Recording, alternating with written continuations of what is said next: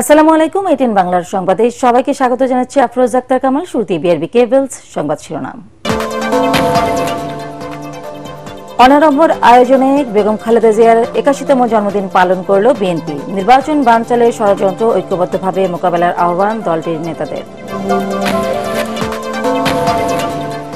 প্রধান উপদেষ্টার মালয়েশিয়া সফর অর্থনৈতিক উন্নয়নে ভূমিকা রাখবে আশা বিশ্লেষকদের। বিদেশি বিনিয়োগ বাড়াতে আমলাতান্ত্রিক জটিলতা দূর করার তাগিদ। এবং ৬ বছর পর ডাকসু নির্বাচনকে ঘিরে ঢাকা বিশ্ববিদ্যালয়ের শিক্ষার্থীদের মাঝে ব্যাপক উৎসাহ উদ্দীপনা। প্রার্থী হতে পারবে না জুলাই বিপ্লব দমনে জড়িতরা। শুনছিলেন বিআরবি কেবলস সংবাদ শিরোনাম। এবার বিস্তারিত।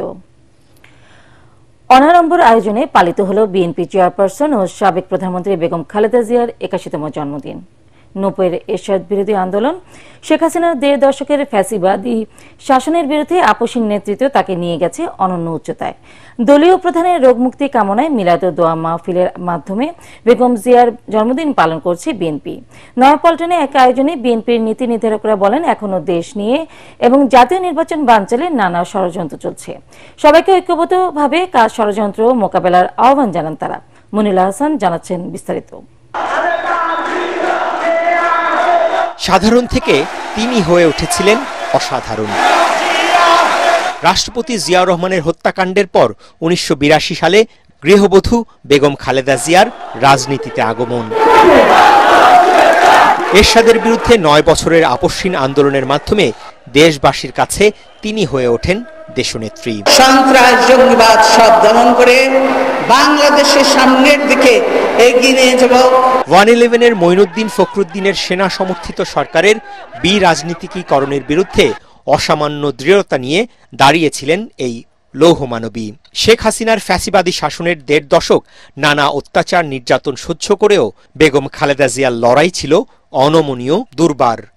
আওয়ামী লীগের শাসনামলে দীর্ঘদিন কারাবন্দী থাকার পর গেল বছরের ৫ আগস্ট ছাত্র জনতার গণঅভ্যুত্থানে শেখ হাসিনার পতন ও দেশ ছেড়ে পালিয়ে যাওয়ার পর কারাগার থেকে পুরোপুরি মুক্ত হন তিনি। স্বৈরশাসক শেখ হাসিনার পতনের পর হাসপাতালে চিকিৎসাধীন অবস্থায় বেগম জিয়ার বার্তা ছিল, প্রতিহিংসা নয়, দেশকে এগিয়ে নিতে হবে সবাই মিলে। ধ্বংস নয়, প্রতিশোধ নয়, প্রতিহিংসা নয়, ভালোবাসা, শান্তি ও জ্ঞান ভিত্তিক সমাজ গড়ে তুলি। ২৪-এর গণঅভ্যুত্থানে স্বৈরাচার মুক্ত বাংলাদেশে ভিন্ন পরিস্থিতিতে অনাড়ম্বর পরিবেশে তেমন কোনো আয়োজন ছাড়াই বেগম খালেদা জিয়ার ৮১তম জন্মদিন পালন করছে বিএনপি নেতাকর্মীরা। দলীয় প্রধানের রোগ মুক্তি কামনায় মিলাদ ও দোয়া মাহফিলের বাইরে কোনো আয়োজন না করতে দলের পক্ষ থেকে দেয়া হয়েছে কড়া নির্দেশনা। নয়াপল্টনে দোয়া মাহফিলে বিএনপির শীর্ষ নেতারা বেগম জিয়ার রাজনৈতিক জীবনের নানা ত্যাগ সংগ্রামের কথা তুলে ধরেন। তার কোনো উদাহরণ নাই। একজন গৃহবধূ থেকে রাজপথে নেমে এসে জনগণের কাতারে থেকে সকল মানুষকে সঙ্গে নিয়ে সংগ্রাম করে এই দেশটাকে, এই দলটাকে এগিয়ে নিয়ে গেছেন, এটা ভাষায় প্রকাশ করা যাবে না। তাকে বারবার জেলে যেতে হয়েছে এবং শেষ পর্যন্ত তাকে দণ্ড দিয়ে একটা নির্জন কারাগারে রাখা হয়েছিল। ভুল চিকিৎসা দিয়ে তাকে মৃত্যুর মুখে ঠেলে দেওয়া হয়েছিল এবং সুচিকিৎসার জন্য বাইরে যেতে না দিয়ে তার মৃত্যু নিশ্চিত করার চেষ্টা করা হয়েছিল। কিন্তু আল্লাহ যাকে রাখেন তাকে মারার ক্ষমতা কারো নেই। সংস্কার বিচারের আড়ালে জাতীয় নির্বাচন নিয়ে নানা ষড়যন্ত্র হচ্ছে অভিযোগ করে নেতাকর্মী দেশবাসীকে সতর্ক থাকার আহ্বান জানান নীতি নির্ধারকরা। আবার যে পরিবর্তন আসতে যাচ্ছে, আবার যে গণতন্ত্র পুনঃপ্রতিষ্ঠা হতে যাচ্ছে, সেটাও বিএনপির নেতৃত্বেই হতে যাচ্ছে।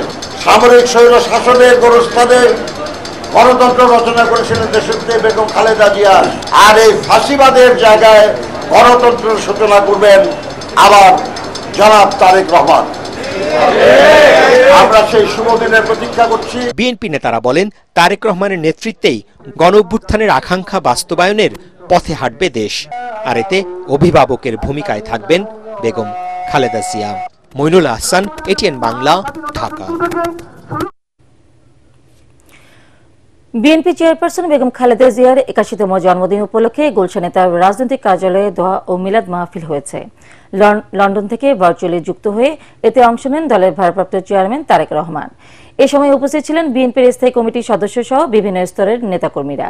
এতে বেগম জিয়ার সুস্থতা ও দীর্ঘায়ু কামনা করে দোয়া করা হয়। এছাড়া দেশ ও জাতির শান্তি ও সমৃদ্ধি কামনা করেন সবাই।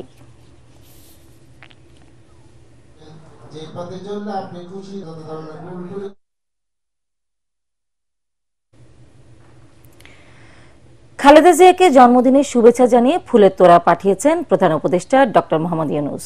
গুলশানের বাসায় ফিরোজায় চেয়ারপারসনের একান্ত সচিব ABM আব্দুস সাত্তারের কাছে ফুলের তোড়া হস্তান্তর করেন তার একান্ত সচিব M খায়রুল ইসলাম ও প্রধান উপদেষ্টার কার্যালয়ের পরিচালক মোহাম্মদ নাজমুল ইসলাম। এ সময় বিএনপির মিডিয়া সেলের সদস্য সাইরুল কবির খান, দলের নির্বাহী কমিটির সদস্য বেলায়েত হোসেন, চেয়ারপারসনের ব্যক্তিগত কর্মকর্তা মাসুদুর রহমান উপস্থিত ছিলেন।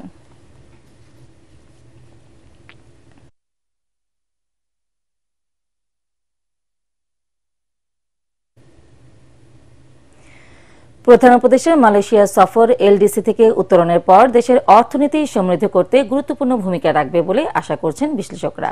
তারা বলছেন, অভিবাসন খাতে সফলতা না এলেও অন্য যেসব বিষয়ে সমঝোতা হয়েছে তাতে আগামীতে দুদেশের অর্থনীতি আরও বেগবান হবে।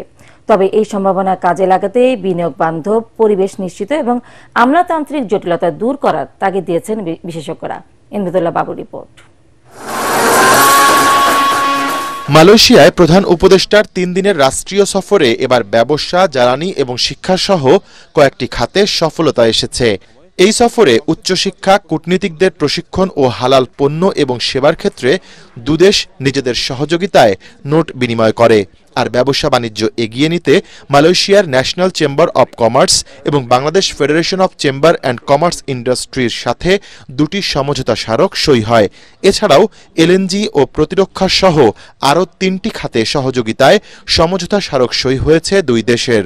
আমরা গ্রাজুয়েশনে যাচ্ছি, তখন গেলে আমরা এতদিন ধরে যেভাবে ব্যবসা বাণিজ্য করেছি পৃথিবীর সাথে, সেই ব্যবস্থাটা থাকবে না। মালয়েশিয়ার সাথে FTA নিয়ে আলাপ আলোচনা করে আমার ধারণা যদি আমরা FTA করতে পারি, এটা আমাদের জন্য কিন্তু একটা নতুন ওপেনিং দেবে। এই বিষয়টা আমার কাছে মনে হয় একটা সামনের দিকে যাওয়ার একটা স্টেপ হিসাবে দেখতে পারি। এনার্জি সিকিউরিটির জায়গায় কিন্তু গুরুত্বপূর্ণ কয়েকটা বিষয় আসছে। LNGর ইনফ্রাস্ট্রাকচার এবং রিনিউয়েবল এনার্জি। বিনিয়োগ তো বললে আসবে না, বিনিয়োগ কিন্তু রাজনৈতিক বিষয় নয়, এটা অর্থনৈতিক বিষয়। বিনিয়োগের পরিবেশ যদি আমি তৈরি করতে পারি, তাহলে আমরা মালয়েশিয়ার বিনিয়োগ পাবেন। এটা ভালো দিক যে দুদেশের বিজনেসম্যান চেম্বারের ভিতরে আন্ডারস্ট্যান্ডিং হয়েছে, চেম্বারের মধ্যে যে মিটিংটা হয়েছে, সমঝোতা হয়েছে, এটা ফলো আপ হবে। ফলো আপ হলে তখন কোন ক্ষেত্রে কে বিনিয়োগ করবে সে একটা সুযোগ এসে গেছে মনে করি এই ভিজিটের মাধ্যমে। তবে বাংলাদেশের জন্য দ্বিতীয় বৃহৎ শ্রমবাজার মালয়েশিয়ায় অভিবাসন বিষয়ে আলোচনায় আসেনি কোনো অগ্রগতি। এই সমস্যাটা একদিনে হয়নি, বিগত 15-20 বছরের সমস্যা হয়েছে। এই প্রথমবার মিটিং হলো হাই লেভেলে, তো এর ফলো আপ হিসাবে হয়তোবা একটা সুযোগ তৈরি হবে বলে আমি মনে করি। আমি যেভাবে দেখি অভিবাসন প্রক্রিয়াটাকে, মালয়েশিয়ানটা কিন্তু একটু ভিন্নভাবে দেখে। তো কাজে আমার ধারণা এই কারণে এখানে খুব বেশি নাড়াচাড়া হয়নি, যা আছে চালু ওই অবস্থায় থাকুক।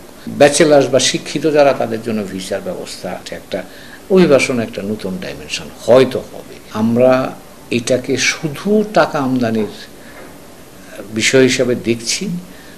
এই অভিবাসীদের যাদেরকে পাঠাচ্ছি তাদেরকে যে আরো সক্ষম, আরো দক্ষ করে পাঠানো দরকার, সেই জায়গাটার প্রতি আমরা একদমই মনোযোগী না।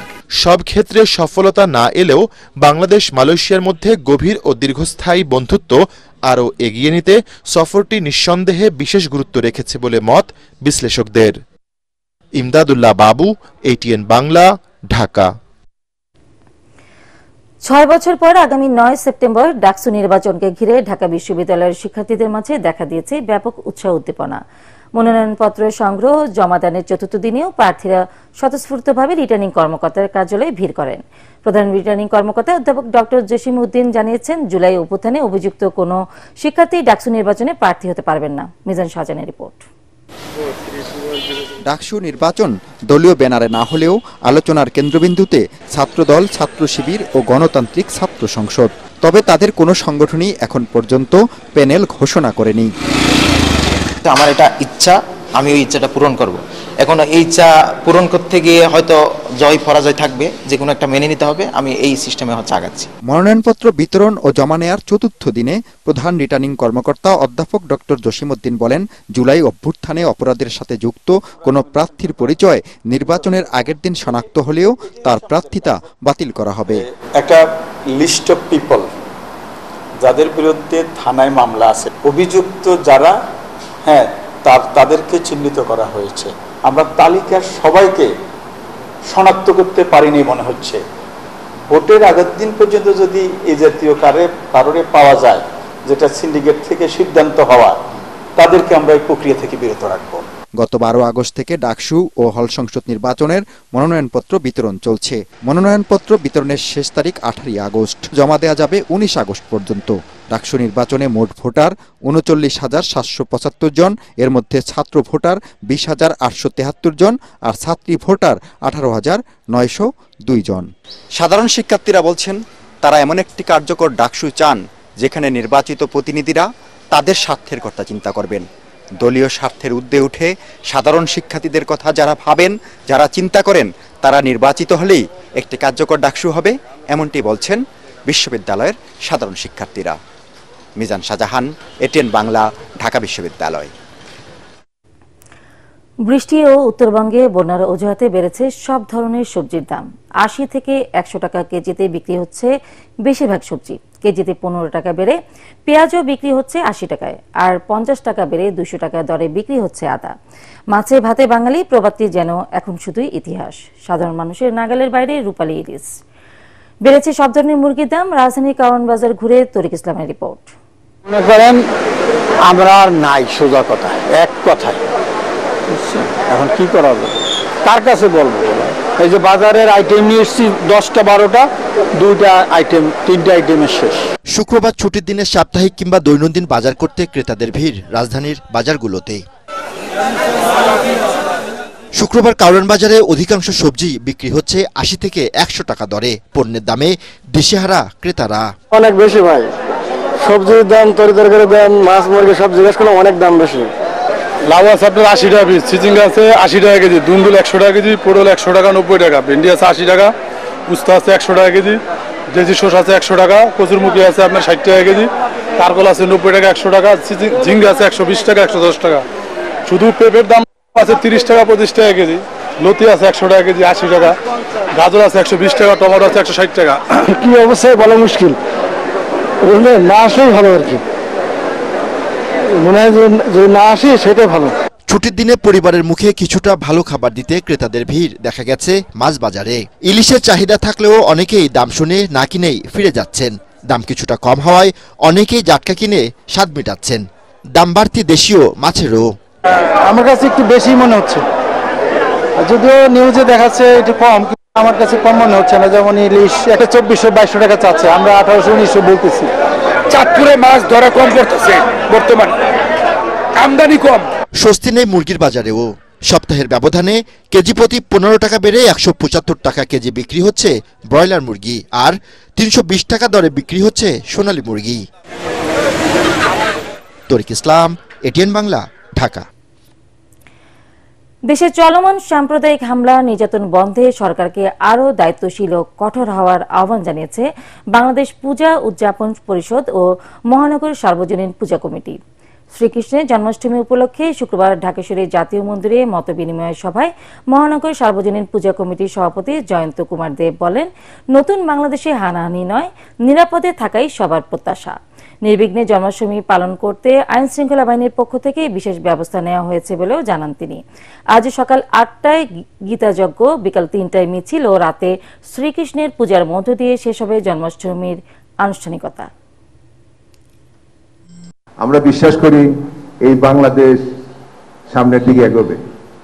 আমরা 1947 সালের আগে এই হিন্দু সম্প্রদায় 32% ছিলাম, আর এই বর্তমানে শেষ আদমশুমারিতে 8.something। সুতরাং আপনারা বুঝতে পারেন। এবার খেলার খবর।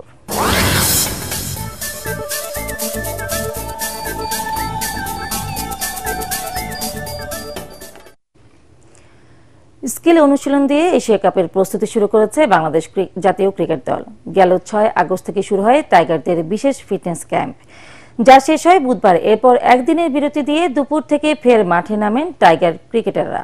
প্রথমবারের মতো পাওয়ার হিটিং কোচ জুলিয়ান উডের সঙ্গেও কাজ করার সুযোগ পেয়েছেন ক্রিকেটারদের।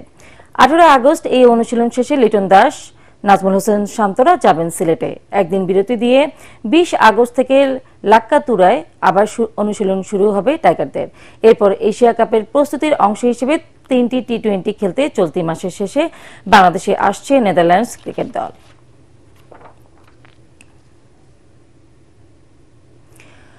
তরুণ প্রতিভাবান খেলোয়াড় বের করে আনতে নতুন ক্রীড়া কার্যক্রম চালুর পরিকল্পনা হাতে নিচ্ছে বিএনপি। বিকেলে মোহাম্মদপুর শারীরিক শিক্ষা কলেজে জিয়া আন্তক থানা ফুটবল টুর্নামেন্টে সেমিফাইনাল দেখতে এসে জাতীয় ফুটবল দলের সাবেক অধিনায়ক ও বিএনপির ক্রীড়া বিষয়ক সম্পাদক আমিনুল হক এ তথ্য জানান। এ সময় সাবেক খেলোয়াড়রা বলেন, ফুটবলার তৈরিতে মাঠে নিয়মিত প্রতিযোগিতা আয়োজনের বিকল্প নেই। Report SM আশরাফের। ফুটবল মানেই বাংলাদেশিদের জন্য এক উৎসবের আমেজ, হোক তা অলিতে গলিতে কিংবা সবুজ মাঠে। সেই উৎসবের দৃশ্য দেখা গেল শারীরিক শিক্ষা কলেজ মাঠে, যেখানে জিয়া আন্তঃথানা ফুটবল টুর্নামেন্টের ফাইনালে উঠতে লড়ছে মোহাম্মদপুর আর ভাটারা থানা। যা দেখতে এসে সাবেক অধিনায়ক আমিনুল হক বললেন, তাদের দল ভবিষ্যতে প্রতিভাবানদের রাষ্ট্রীয়ভাবে পৃষ্ঠপোষকতা করবে। আপনাদের মনে আছে যে শহীদ রাষ্ট্রপতি জিয়াউর রহমান নতুন কুড়ি করেছিলেন, সেটি সাংস্কৃতিক অঙ্গন থেকে বিভিন্ন প্রতিভাবানদের তুলে এনেছিলেন তিনি। আমরা সেই চিন্তা থেকে নতুন কুড়ি স্পোর্টস নামে আমরা আমাদের সারা বাংলাদেশ থেকে আমরা ট্যালেন্ট হান্ট করতে চাই। আমরা সেই ট্যালেন্ট যারা রয়েছে, সেটা football, cricket, basketball, volleyball, handball, swimming, সাঁতার, যে কোনো ইভেন্টেরই হতে পারে, তাদেরকে কালেক্ট করে আমরা রাষ্ট্রীয়ভাবে তাদেরকে স্কলারশিপ দিয়ে আমরা তাদের পড়াশোনা এবং খেলাধুলাকে রাষ্ট্রীয়ভাবে নিশ্চিত করতে চাই। 26টি থানা নিয়ে 10 জানুয়ারি থেকে শুরু হয় টুর্নামেন্ট। এ ধরনের আয়োজন নিয়মিত হওয়ার তাগিদ দেন জাতীয় দলের সাবেক ফুটবলাররা। এই টুর্নামেন্টটা প্রথম করা, যে মানুষকে জানানো যে আমরা স্পোর্টসকে নিয়ে আগাচ্ছি। তো যেহেতু স্পোর্টস নিয়ে আগাচ্ছি, আমি আমার সাথে আলাপ হয়েছে, নেক্সট ইয়ার থেকে আমরা এই টুর্নামেন্টটাকে এইচবি থেকে নিয়ে আসবো। ফুটবল হচ্ছে যে ধারাবাহিক খেলা, এটা দীর্ঘমেয়াদী ট্রেনিং প্রয়োজন, সারা বছর খেলার মাঠে থাকা প্রয়োজন। সারা বছর মাঠে খেলা হলে প্লেয়ার এমনিতে উঠে আসবে। রোববার আরেক সেমিফাইনালে খিলখ্যাতের রুহুল আমিন খান উচ্চ বিদ্যালয়ে লড়বে হাতিরঝিল আর তেজগাঁও থানা। SM Ashraf, ATN Bangla, Dhaka. একটি ঘোষণা, এটিএন বাংলার নাম ব্যবহার করে সাংবাদিক পরিচয়ে কতিপয় ব্যক্তির বিরুদ্ধে সংবাদ সংগ্রহের নামে দেশের বিভিন্ন স্থানে চাঁদাবাজির অভিযোগ পাওয়া যাচ্ছে। এ ধরনের চাঁদাবাজ ও ভুয়া নাম ব্যবহারকারীদের নিকটস্থ থানায় সোপর্দ করার জন্য অনুরোধ জানাচ্ছে এটিএন বাংলা কর্তৃপক্ষ। এছাড়াও প্রতিষ্ঠানটিতে সাংবাদিক ও জনবল নিয়োগের ভুয়া বিজ্ঞাপন দিয়ে একটি চক্র প্রতারণা করছে। বর্তমানে এটিএন বাংলায় কোনো ধরনের নিয়োগ প্রক্রিয়া চলছে না। নিয়োগ নিয়ে কারো সাথে আর্থিক লেনদেন না করার অনুরোধ জানাচ্ছে এটিএন বাংলা কর্তৃপক্ষ। শেষ করার আগে বিআরবি কেবলস সংবাদ শিরোনাম আরো একবার। অনাড়ম্বর আয়োজনে বেগম খালেদা জিয়ার 81তম জন্মদিন পালন করল বিএনপি। নির্বাচন বানচালের ষড়যন্ত্র ঐক্যবদ্ধভাবে মোকাবেলার আহ্বান দলটির নেতাদের। প্রধান উপদেষ্টার মালয়েশিয়া সফর অর্থনৈতিক উন্নয়নে ভূমিকা রাখবে আশা বিশ্লেষকদের। বিদেশি বিনিয়োগ বাড়াতে আমলাতান্ত্রিক জটিলতা দূর করার তাগিদ।